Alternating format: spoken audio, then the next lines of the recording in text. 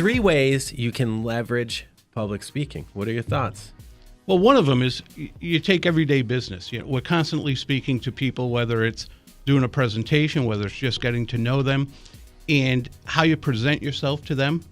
First impressions, they always say, it makes a difference. And when you learn public speaking well, you realize that it's not about you, and that's why many of us fear getting up on stage. We think everybody's looking at us, so therefore we have to be perfect. We have to know exactly what we're going to say, which we should know what we want to say. People don't judge us as much as they judge what they get from us. Public speaking tip number 2. Okay, let's say you're doing a presentation to a prospect. Okay. And there's all these companies. Look at how we are in Rhode Island. We have so many companies who are out there prospecting, even in the creative side. The companies that they could be better at it. They don't do a great slide deck. They have slide decks that either bore people or confuse people or in the wrong order, or they have way too much information on them. Most slide decks should have an emotional, stimulating graphic as opposed to words. Sure. And we all see these, we've all been to them, those presentations where we think we'll never get this time back in our lives. Yeah. And then we go and make the same presentation when it's our turn. Yeah. Or avoid presentations altogether in fear of it. Yeah, exactly.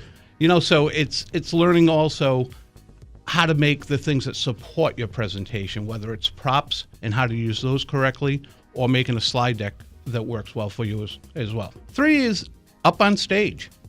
A lot of people will get behind that lectern and grab onto that lectern white-knuckled and not move, and they're just not presenting themselves as best they could. Robot. They're a robot. They're hiding behind that thing.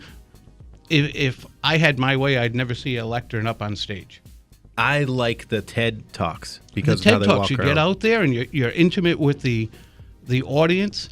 Now TED puts you in one spot, and they do that for a particular reason. They don't know how well you can use the stage, if you can work the stage or not, nor do they know how well the person who volunteered to do the video could track you on stage. So they put you on that red dot and stand you there.